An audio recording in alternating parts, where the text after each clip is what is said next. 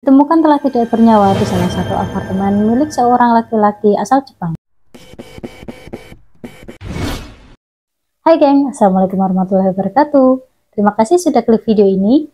Kalau kalian belum subscribe channel ini, jangan lupa klik tombol subscribe karena akan ada 2 video menarik per minggunya di channel ini. Jadi gengs, hari ini kita akan membahas sebuah kasus kriminal yang baru-baru ini menggemparkan. Tentang seorang warga negara Indonesia yang bersekolah di Jepang, ditemukan telah tidak bernyawa di salah satu apartemen milik seorang laki-laki asal Jepang. Namun yang menjadi misteri adalah si pria tersebut sempat buron dan akhirnya tertangkap. Akan tetapi dia tidak mengakui perbuatannya. Dan memang tidak ditemukan adanya tanda-tanda kekerasan ataupun luka-luka dari tubuh WNI ini. Yang mana orang-orang jadi bertanya-tanya sebenarnya ini kasus pembunuhan atau bukan. Masalahnya setelah itu diketahui kalau pria Jepang tadi mempunyai catatan kriminal dalam tindak pembunuhan 5 tahun lalu di sekitar tahun 2017. So di sini kita akan membahas rangkuman kronologi tentang warga negara Indonesia ini yang bernama Joshi Putri Cahyani, di mana kasus ini sedang ramai dan sedang dalam penyelidikan di Jepang. Pokoknya semoga kasusnya cepat terungkap dan ditemukan kebenarannya. Jadi Putri Cahyani yang berusia 23 tahun adalah wanita asal Sumatera Barat, tepatnya dari Korong Lancang, Nagari Awur, Malintang Selatan, Padang Pariaman. Dari dulu si Joshi ini tuh terkenal sebagai murid yang berprestasi. Setelah lulus SMK, dia pindah ke Tangerang karena kedua orang tuanya memang kebetulan pisah, di mana sang ibu pergi ke Kuala Lumpur merantau untuk bekerja. Dan di Jakarta, Joshi ini memang sudah les bahasa, di mana dia ini menguasai bahasa Korea dan bahasa Jepang yang memang dia minati. Dari situ, dia ini sampai dapat penghargaan dari tempat kursusnya tadi, untuk dia ini bisa melanjutkan mengenyam pendidikan langsung ke negaranya yaitu Jepang. Makanya sekitar 4 bulan lalu, di tanggal 3 April 2023, dia ini pergi merantau untuk sekolah bahasa di Jepang. Awalnya sebenarnya keinginannya ini sempat ditolak oleh sang ayah. Cuma karena mengingat itu memang salah satu impian dari Joshi, akhirnya dia ini tetap berangkat. Dan Joshi ini belajar di salah satu sekolah bahasa di daerah Gunma, Maebashi, Jepang. Di sana dia tinggal di sebuah asrama dengan seorang wanita yang usianya juga 20 tahunan. Jadi mereka ini sharing rumah. Jadi di tanggal 21 Agustus temannya ini tuh khawatir karena tidak melihat Joshi sudah beberapa hari. Jadi si Joshi ini sudah tidak balik-balik lagi ke asrama gengs, dan tidak juga muncul di kelas bahasanya. Pas dihubungi juga tidak bisa. Jadilah teman-temannya ini melapor ke pihak kepolisian Jepang karena setahu temannya, Joshi ini memang sedang dekat dengan seorang pria Jepang bernama Keiichiro Kajimura. Diketahui pria ini yang terakhir kali menjemput Joshi di asramanya. Namun kedekatannya ini dalam konteks apa belum juga diketahui. Soalnya tidak ada pernyataan resmi dari Joshi sendiri. Berhubung si Joshi ini kan belum lama pindah ke Jepangnya.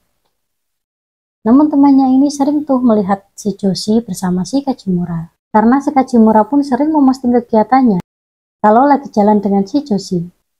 Ya layaknya sepasang kekasih lah. Di tanggal 17 Agustus si Joshi ini dijemput Kajimura di asramanya. Sebelum Joshi pergi, dia itu sempat berpamitan dengan temannya dan bilang kalau dia itu akan pergi bersama si Kajimura. Makanya temannya ini tuh tahu berkali-kali Joshi perginya bersama si Kajimura. Tapi habis dari situ, Joshi ini nggak balik-balik lagi hingga tanggal 21 Agustus.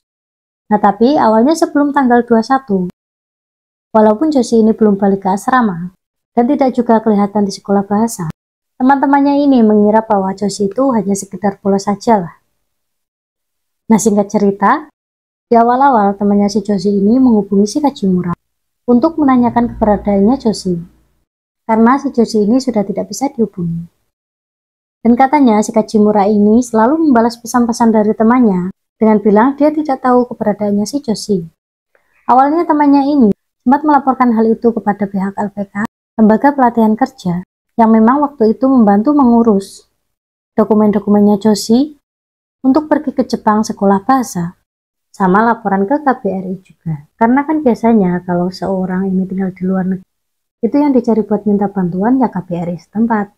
Tapi karena dirasa-rasa ini ada sesuatu hal yang gak beres, di tanggal 21-nya, teman-temannya ini lapor ke polisi Jepang kalau Joshi ini menghilang dan keluarga Joshi sewaktu dikonfirmasi, di mana Joshi ini sempat curhat ke ibunya lewat telepon, kalau dia ini diancam oleh seorang laki-laki, karena si Joshi ini bekerja sambil sekolah. Jadi kayak diancam mau dilaporkan ke pihak imigrasi, di mana di Jepang itu memang tidak boleh.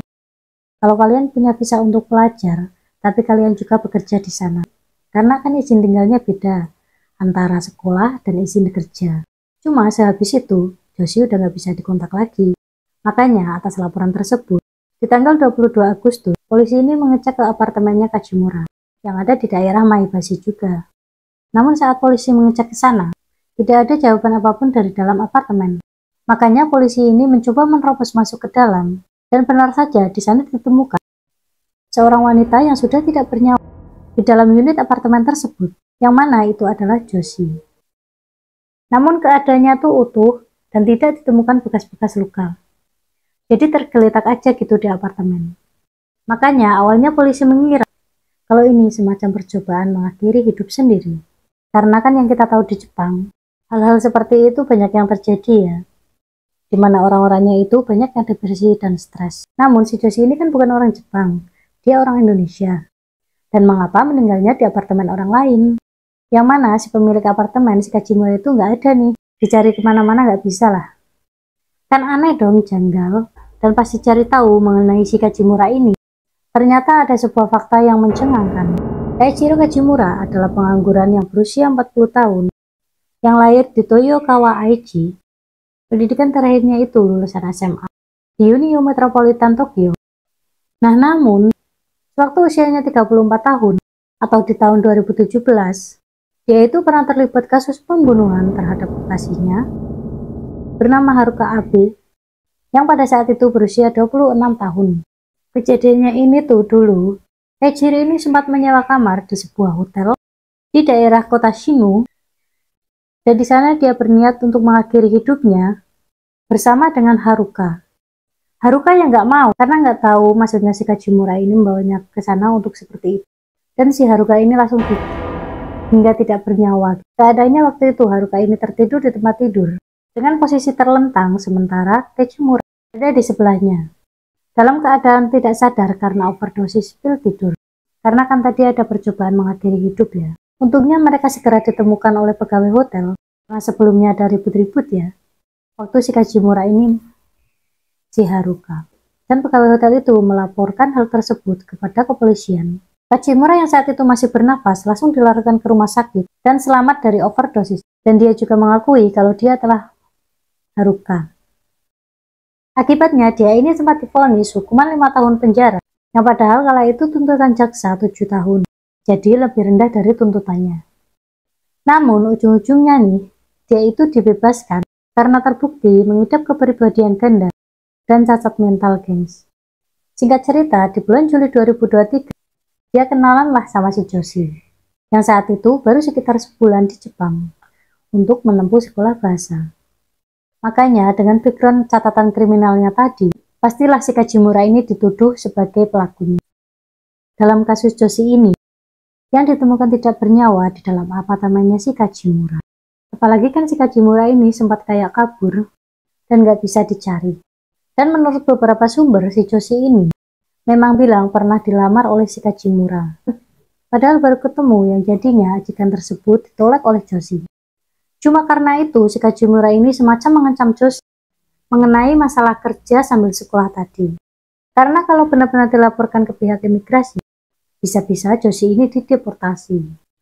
Jadi curhatan Joshi terakhir kepada ibunya itu di tanggal 17 Agustus dengan bilang ada laki-laki yang mengancam dia, langsung terasa nyambung lah.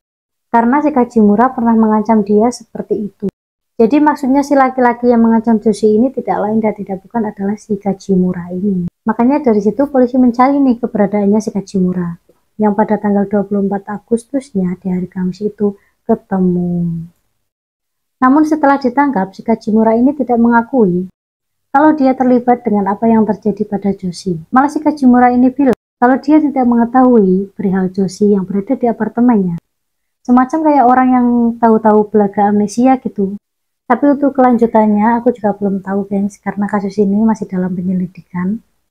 Namun ya publik udah menduga kalau Joshi pastilah korban dari Kajimura. Maksudnya bukan si Josie ini mengakhiri hidupnya sendiri, meskipun tidak ditemukannya adanya luka-luka di tubuhnya. Makanya kita doakan aja, semoga kasusnya ini cepat terungkap dan benar-benar bisa terpecahkan secepatnya. So itu tadi adalah rangkuman background dari kronologi warga negara Indonesia yang saat ini lagi ramai diperbincangkan. Namun walaupun misterinya ini belum terungkap, sebenarnya penyebab Josie meninggal itu apa?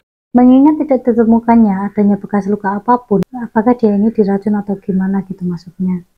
Yang jelas lagi-lagi kita doakan saja supaya kasusnya cepat selesai dan keluarga yang ditinggalkan diberikan ketabahan. Dan terima kasih untuk yang sudah menonton video ini dan sampai jumpa lagi di video-video selanjutnya. Assalamualaikum.